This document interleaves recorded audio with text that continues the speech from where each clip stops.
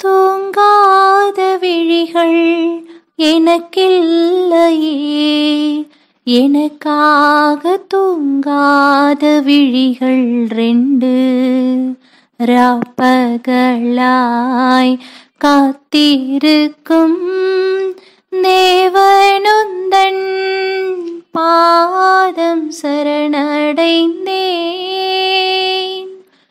சுமை தாங்கும் தோள்கள் எனக்கில்லையே, எனக்காக சுமை தாங்கும் தோள்கள் 2 ராப்பகலாய் காத்திருக்கும் தேவனுந்தன் பாதம் சரணடைந்தேன்.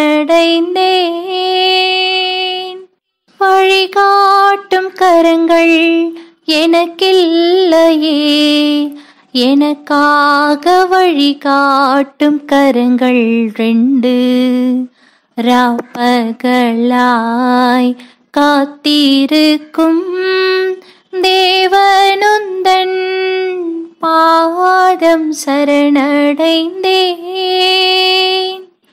குறையாத அன்பு எனக்கில்லையே, எனக்காக குறையாத இதயம் 1 ராப்பகலாய் காத்திருக்கும் தேவனுந்தன் பாதம் சரணடைந்தேன்.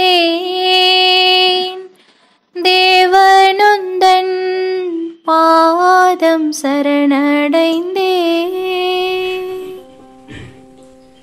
பிதா சுதன் பரிசுத்த ஆவியின் பெயராலே ஆமென். ஆண்டவர் உங்களோடு இருப்பாராக, உம் ஆன்மாவோடும் இருப்பாராக. நீதிமொழிகள் புத்தகத்தில் இருந்து வாசகம், அதிகாரம் 4, இறை வார்த்தை 23.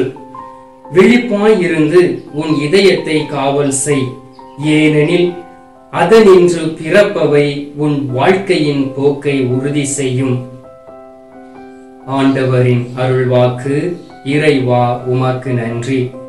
கிறிஸ்துவுக்குள் பிரியமான அன்பு சகோதர சகோதரிகளே, ஆண்டவராகிய இயேசு கிறிஸ்து இந்த நாளில் நம்மை பார்த்து சொல்லுகின்றார், நம்முடைய வாழ்க்கையினுடைய போக்கை உறுதி செய்வது நம்முடைய இதயம் என்று சொல்லி.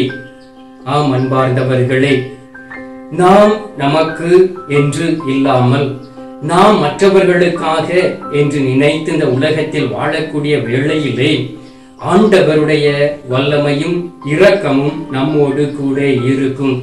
பாருங்கள், இந்த உலகத்தில் நான் வாழும் பொழுது நாம் எதையும் கொண்டு செல்வது இல்லை. யோபு அழகாக சொல்லுகின்றார், பிறந்த மேனியாய் நான் இந்த உலகத்திற்கு வந்தேன், பிறந்த மேனியாய் இந்த உலகத்தை விட்டு நான் கடந்து செல்வேன் என்று சொல்லி. இடைப்பட்ட அந்த காலகட்டங்களில் நாம் நமக்காக, நம்முடைய பிள்ளைகளுக்காக, என்னுடைய குடும்பத்திற்காக என்று சொல்லி நாம் பணத்தையும் பொருளையும் சேர்த்து வைத்துக் கொண்டிருக்கின்றோம். ஓயாமல் நாம் அலைந்து திரிந்து கொண்டிருக்கின்றோம். அதைவிட மேன்மையானது என்னது தெரியுமா?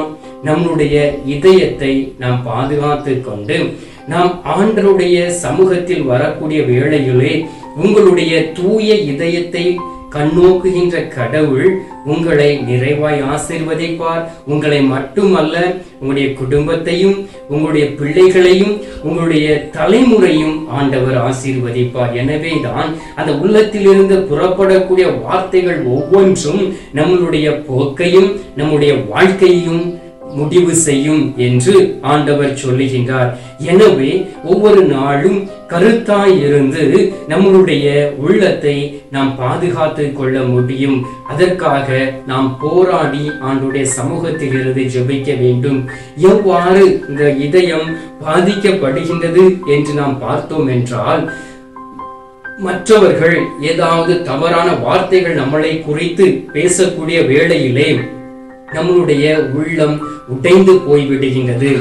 மற்றவர்கள் நமக்கு எதிராய் செயல்படக்கூடிய வேளையிலாய் இருக்கலாம். அல்லது நீங்கள் மற்றவர்களை பற்றி தவறாக பேசக்கூடிய வேளையிலே அது தவறு என்று நிரூபிக்கப்பட்ட உடனே நம்முடைய உள்ளத்தில் ஒரு வேதனை வரும். நாம் மற்றவருக்கு எதிராக நாம் பாவம் செய்து விட்டோமே என்கின்ற எண்ணம் இருந்தால் ஆண்டவர் அந்த நேரத்திலே அந்த சூழ்நிலைகளை மாற்றி போடுவார். அப்படி இல்லாதபடி தொடர்ந்து நாம் மற்றவர்களுக்கு ஏதாவது வகையில் நாம் தொந்தரவு கொடுத்து கொண்டே இருக்கக்கூடிய வேளையிலே ஆண்டவர் நமக்கு அமைதியை தர மாட்டார். ஏனென்றால் இரவும் பகலும் நாம் அந்த சகோதரனையோ சகோதரியோ நோக்கி அல்லது நாம் அவர்களை நினைத்து எப்படி அவர்களை கெடுக்கலாம் என்று என்கின்ற எண்ணத்தோடு நாம் இருப்போம். எனவேதான் ஆண்டவர் சொல்லுகின்றார், ஒவ்வொரு நாளும் உன்னுடைய இதயத்தோடு பேசி நீ அமைதியாய் இருக்க வேண்டும் என்று வாக்கு கொடுக்கின்றார். பாருங்கள், சங்கீத ஆசிரியர் தாவீது பாவம் செய்து விடுகின்றார். பாவம் செய்த பிறகு அவருக்குள் ஒரு குற்ற உணர்வு வருகின்றது. அவர் உள்ளத்தின் ஆழத்தில் இருந்துதான் அவர் பாவம் செய்தார். வெளிப்போக்காக அல்ல, மற்றவர்கள் தூண்டவில்லை. ஆனால் அவரே பாவம் செய்து பாவத்தில் விழுந்தபடியினால் சங்கீதம் 51:10 இவ்வாறு அவர் பாடுகின்றார், கடவுளே தூயதோர் உள்ளத்தை என்னுள்ளே படைத்தருளும், உறுதி தரும் ஆவியை புதுப்பிக்கும் ஆவியை என்னுள்ளே உருவாக்கியருளும் என்று சொல்லுகின்றார். பாருங்கள், அவருடைய உள்ளத்தில் அவ்வளவு ஒரு வேதனை. ஏனென்றால் அந்த உள்ளம் முழுவதும் அடைக்கப்பட்டு விட்டது. மனதை உருக்கக்கூடிய அளவுக்கு மனதில் ஒரு வேதனை இருந்தபடியினால், அந்த இதயத்தில் ஒரு வேதனை இருந்தபடியினால் அவர் மீண்டுமாய் ஆண்டவருடைய சமூகத்தில் வந்து ஆண்டவரை நோக்கி செபிக்கின்றார். ஆண்டவரே, இந்த உள்ளத்தை எடுத்துவிட்டு நீர் உமது இதயத்தை புதிய இதயத்தை புதுப்பிக்கும் ஆவியை எனக்குள் தந்தருளும் என்று சொல்லி கேட்கின்றார். அந்த வேளையில் தான் ஆண்டவர் அவரை சந்திக்கின்றார், அவரை ஆசீர்வதிக்கின்றார். எனவே நாம் குற்ற உணர்வோடும் உடைக்கப்பட்ட நெஞ்சோடும் பாதிக்கப்பட்ட இதயத்தோடும் ஆண்டவருடைய சமூகத்தில் வந்து ஆண்டவரை நோக்கி நாம் செபிக்கக்கூடிய வேளையிலே, அவரோடு இணைந்து இருக்கக்கூடிய வேளையிலே ஆண்டவர் அந்த குற்ற உணர்வை எடுத்து மாற்றுவார், பாவத்தில் இருந்து விடுதலை கொடுப்பார். அவர் உங்களுடைய இதயத்தை பாதுகாத்து கொள்ளும்படியான ஆலோசனை உங்களுக்கு கொடுப்பார். இதை நாம் அறிந்து கொள்ள வேண்டும். இல்லை என்றால் அன்பார்ந்தவர்களே, நாம் நம்முடைய இதயம் போகக்கூடிய வழியில் நாம் வாழக்கூடிய வேளையிலே தந்தை, மகன், தூய ஆவி மூவரும் நம்முடைய உள்ளத்தில் வந்து குடியிருக்க மாட்டார்கள். ஏனென்றால் ஆண்டவர் தங்கக்கூடிய ஆலயமாய் இருக்கக்கூடிய இந்த உடலை நாம் கரைப்படுத்தப்படக்கூடிய நேரத்திலே அவர்கள் நம்முடைய உள்ளத்தில் தங்க மாட்டார்கள். எனவேதான் ஆண்டவர் சொல்லுகின்றார், விழிப்பாய் இருந்தும் இதயத்தை பாதுகாத்துக்கொள். அது உனது வாழ்க்கையை, உன்னுடைய போக்கை, உன்னுடைய செயல்களை அவை நிறைவு சபை உறுதி செய்யும் என்று சொல்லுகின்றார். எசேக்கியேல் 11:19 வார்த்தையில் சொல்லப்பட்டு இருக்கின்றது, அவர்களுக்கு நான் வேறொரு இதயத்தையும் புதியதோர் ஆவியையும் வழங்குவேன். கல்லான இதயத்தை எடுத்துவிட்டு சதையிலான இதயத்தை நான் அவர்களுக்கு கொடுப்பேன் என்று வாக்கு கொடுக்கின்றார். யார் கொடுப்பார் தெரியுமா? கடவுள்தான் அந்த சதையிலான இதயத்தை கொடுக்க முடியும். மனிதர்களால் கொடுக்க முடியாது.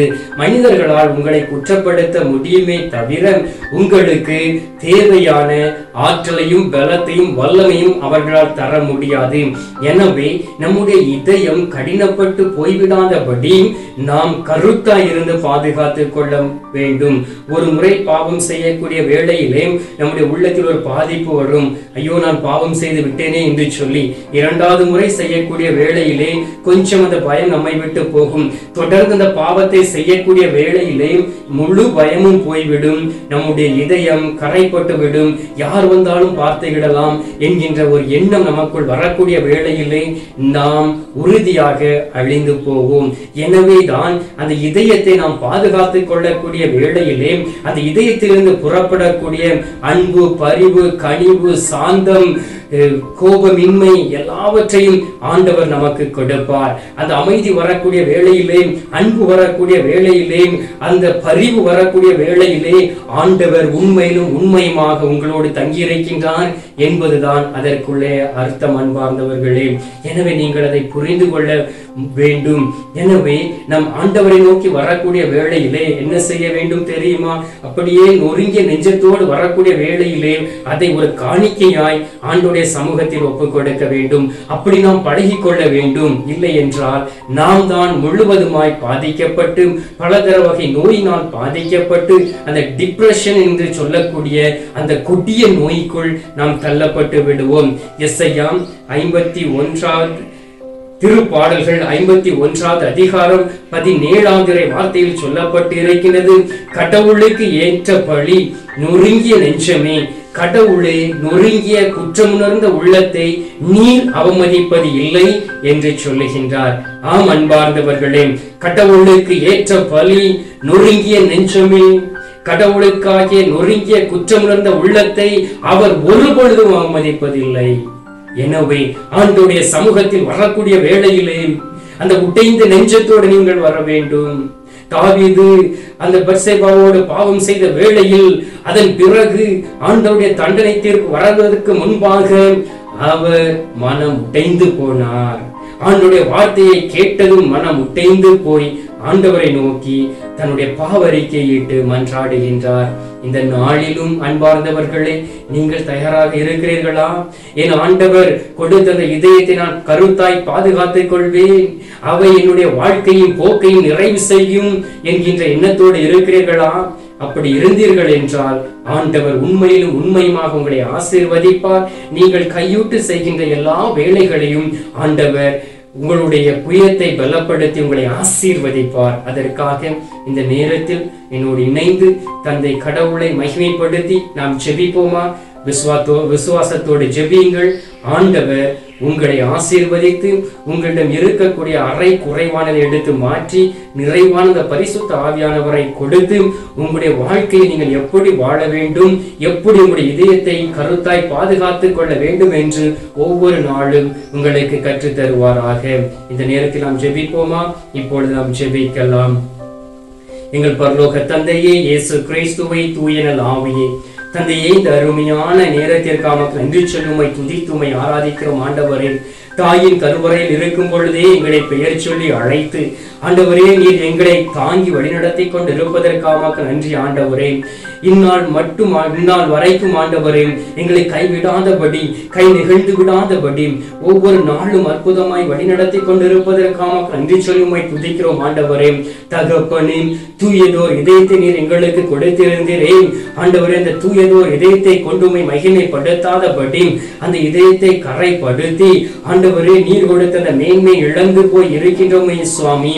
இந்த நாளிலும் தகப்பனே, எங்களுடைய உள்ளத்தில் இருந்து அந்த கல்லான இதயத்தை எடுத்துவிட்டு சதையிலான இதயத்தை நீர் எங்களுக்கு தருவீராக. ஆற்றல் மிகு இதயத்தை நீர் எங்களுக்கு தருவீராக. புதுப்பிக்கும் ஆவியை எங்களுக்குள் புகுத்திடும்படியாக செபிக்கிறோம் ஆண்டவரே. இதோ நொறுங்கிய நெஞ்சத்தோடு உம்மை நோக்கி வந்திருக்கிறோம் ஆண்டவரே. எங்களுடைய வாழ்க்கையை நாங்கள் எப்படி வாழ வேண்டும் என்கின்ற எண்ணத்தையுமே இல்லாதபடி எங்களுடைய வாழ்க்கையின் போக்கு ஆண்டவரே உம்மை நோக்கி இல்லாதபடி இருக்கின்றது. இந்த நேரத்தில் நீர் எங்களோடு கடந்து வந்து ஆண்டவரே நீர் எங்களை ஆசீர்வதித்து எங்களுடைய வாழ்க்கையை நாங்கள் எப்படி வாழ வேண்டும் என்று கற்றுக் கொடுப்பீராக.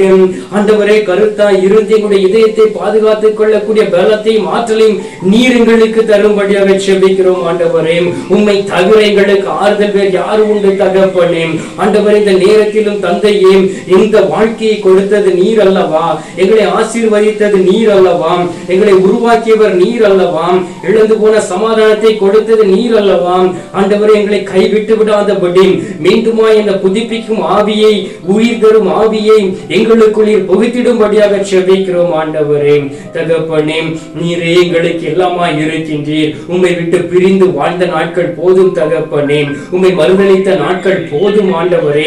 உமக்கு எதிராய் பாவம் செய்த நாட்கள் போதும் ஆண்டவரே. ஆண்டவரே, குற்ற பலியோடு குற்ற நெஞ்ச சந்தோஷத்தோடும் ஆண்டவரே நாங்கள் வாழ்ந்த வாழ்க்கை போதும் ஆண்டவரே. இந்த நேரத்தில் குற்றம் உணர்ந்த உள்ளத்தை நீர் அவமதிப்பு இது இல்லை என்று சொல்லியிருக்கின்றேன் ஆண்டவரே. உண்மையான இதயத்தோடு வந்திருக்கின்றோம். நீர் ஆசீர்வதித்து திடப்படுத்தி பலப்படுத்தி வல்லமையினால் எங்களை வழிநடத்த வேண்டுமா எம்மை நோக்கி ஜெபிக்கின்றோம் ஆண்டவரே. இந்த காணொளியின் வழியாக யாரெல்லாம் கருத்தாய் உம்மை நோக்கி ஜெபிக்கிறார்களோ அவர்களை ஆசீர்வதியும். என்னுடைய வாழ்க்கையில் நான் எப்படி கடந்து செல்ல வேண்டும்? எல்லா புறமும் அடைக்கப்பட்டு இருக்கின்றதே, எல்லா கதவுகளும் அடைக்கப்பட்டு இருக்கின்றதே, வழி தெரியாத ஒரு ஆடை போல் அலைந்து கொண்டு இருக்கின்றனே என்கின்ற ஏக்கத்தோடு இதோமை நோக்கி செபிக்கக்கூடிய இந்த பிள்ளைகளை கருணை கண் காண்பீராக ஆண்டவரே. கருணை கண் பார்த்து அவர்களை வழிநடத்த வேண்டுமாய் நோக்கி ஜெபிக்கிறோம் ஆண்டவரே. ஹல்லேலூயா. இயேசுவே உம்மை துதிக்கிறோம் ஆண்டவரே. அவ்வாறு நீர் செய்து விட்டதற்காக நன்றி. இரக்கத்தோடும் அன்போடும் அவர்களை அரவணைத்துக் கொண்டிருப்பதற்காக நன்றி சொல்லி உம்மை துதிக்கிறோம் தகப்பனே. ஆண்டவரே, உம்மை தவிர எங்களுக்கு வேறு யாரும் இல்லை சுவாமி. எங்களுக்கு ஆறுதல் தரக்கூடிய தெய்வம் நீர்தான் ஆண்டவரே. எங்களுக்கு அமைதியும் ஆறுதலையும் கொடுத்து இந்த குடும்பங்கள் எல்லாம் திருக்குடும்பமாய் வாழக்கூடிய வல்லமையும் பலத்தையும் தரும்படியாக ஜெபிக்கின்றோம். இந்த நேரத்தில் எங்களுடைய ஜெபங்களை கேட்டிருப்பதற்காக நன்றி. ஜெபத்தை கேட்டு பதில் தந்திருப்பதற்காக நன்றி சொல்லி உம்மை துதிக்கின்றோம். மீட்பெரும் இரட்சகருமான இயேசுவின் திருக்கரத்தில் ஒப்புக் கொடுத்து எங்கள் பாதுகாவலராம் புனித சூசையப்பர் வழியாக ஜெபிக்கின்றோம் எங்கள் நல்ல தந்தையே. ஆமென். அருள் நிறைந்த மரியே வாழ்க, கர்த்தருடனே பெண்களுக்குள் ஆசீர்வதிக்கப்பட்டவர் நீர். உம்முடைய திருவயிற்றின் கனியாகிய இயேசுவும் ஆசீர்வதிக்கப்பட்டவர். அஜிஷ்ட மரியே, சர்வேஸ்வருடைய மாதாவை, பாவிகளா இருக்கிற எங்களுக்காக இப்பொழுதும் எங்கள் மரண நேரத்திலும் வேண்டிக் கொள்ளும். ஆமென். பிதாவுக்கும் சுதனுக்கும் பரிசுத்த ஆவிக்கும் மகிமை உண்டாவதாக. ஆதியில் இருந்தது போல இப்பொழுதும் எப்பொழுதும் என்றென்றும் இருப்பதாக. ஆமென். அன்பார்ந்தவர்களே, ஆண்டவர் நம்முடைய ஜெபங்களை கேட்டிருக்கின்றார். நமது வாழ்க்கையின் போக்கை உறுதி செய்யும் நம்முடைய இதயத்தை அவர் கருத்தாய் கண்ணோக்கி பாதுகாத்துக் கொண்டிருக்கின்றார். எனவே இந்த நேரத்தில் அவர் தரக்கூடிய அந்த சதையிலான இதயத்தை பெற்றுக்கொண்டு அவர் தரக்கூடிய அந்த விண்ணகத்தின் ஆசீர்வாதத்தை பெற்று குடும்பத்தோடு பகிர்ந்து கொள்வோம். எல்லாம் வல்ல இறைவன் பிதா, சுதன், பரிசுத்த ஆவி உங்களை ஆசீர்வதித்து உங்கள் இதயத்தை பார்த்து பாதுகாத்துக் கொள்ளக்கூடிய வரத்தையும் தந்து ஆசீர்வதிப்பாராக.